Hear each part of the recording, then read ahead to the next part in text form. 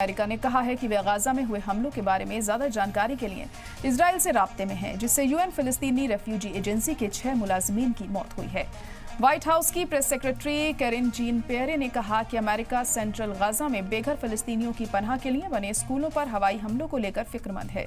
हमले में UNRWA के 6 मुलाजमीन समेत तकरीबन 18 लोग मारे गए। इस हमले की पूरी दुनिया में मजम्मत हुई है। यूएन के सेक्रेटरी जनरल एंटोनियो गुटेरेस ने कहा कि हमले पूरी तरह से नाकाबिले बर्दाश्त हैं और इसके अलावा यूरोपीय यूनियन के खारजा पॉलिसी चीफ जोसेफ बोरेल ने हमलों पर अपना गुस्सा जाहिर किया और इसे आलमी कानून की खिलाफ वर्जी बताया।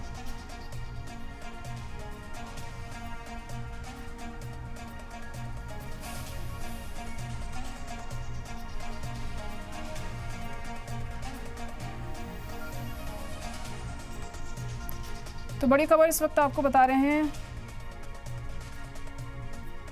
इजराइल के हमले लगातार जारी हैं गाजा पट्टी में।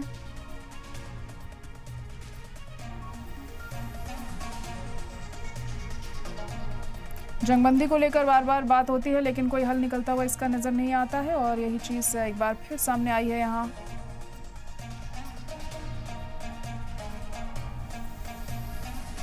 लेकिन अमेरिका का क्या रुख इस पर रहता है ये अब देखना होगा, क्योंकि कई अमेरिकियों के भी हलाक होने की खबर सामने आ रही है इन हमलों में, जिसके बाद अब अमेरिका भी थोड़ा परेशान हुआ है इस मसले पर। क्या कुछ उसकी तरफ से अब कदम उठाए जाते हैं, क्या करा जाता है, ये देखना होगा, क्योंकि यूएन के सेक्रेटरी जनरल एंटोनियो गुटेरेस ने कहा है कि हमले पूरी तरह से नाकाबिले बर्दाश्त हैं। इसके अलावा यूरोपीय यूनियन के खारजा पॉलिसी चीफ जोसेफ बोरेल ने हमलों पर अपना गुस्सा जाहिर किया और इसे आलमी कानून की खिलाफ वर्जी बताया है।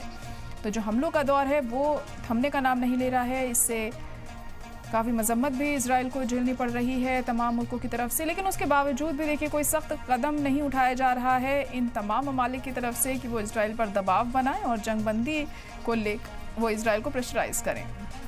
व्हाइट हाउस की press secretary Karine Jean Pierre ने कहा कि अमेरिका सेंट्रल गाजा में बेघर फिलिस्तीनियों की पनाह के लिए बने स्कूलों पर हवाई हमलों को लेकर फिक्रमंद है।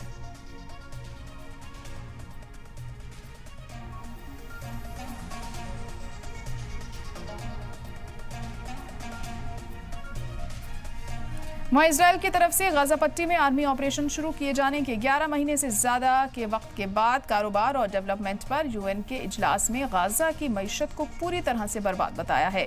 UNCTAD ने इस बात पर रोशनी डाली कि मईशत जंग से पहले के मुकाबले छठे हिस्से से भी कम रह गई है।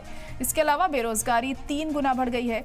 एजेंसी ने कब्जे वाले वेस्ट बैंक के बारे में बात करते हुए कहा कि पिछले 2 हफ्तों से इजरायली सेना कई ऑपरेशन चला रही है। हाल ही में इजरायली फौज तुलकरम में फिलिस्तीनी राहत कैंप से वापस चली गई है। वहीं दूसरी तरफ लेबनान के नबातीही के बाहरी इलाके में इजरायली हमले में 3 लोग मारे गए। हमले में नबाती की मेन सड़क पर 2 मोटरसाइकिल और 1 कार टकरा गई। इस बीच इजराइल के हमले में एक कार धमाके में 4 लोगों की मौत हो गई और 8 दीगर जख्मी हो गए।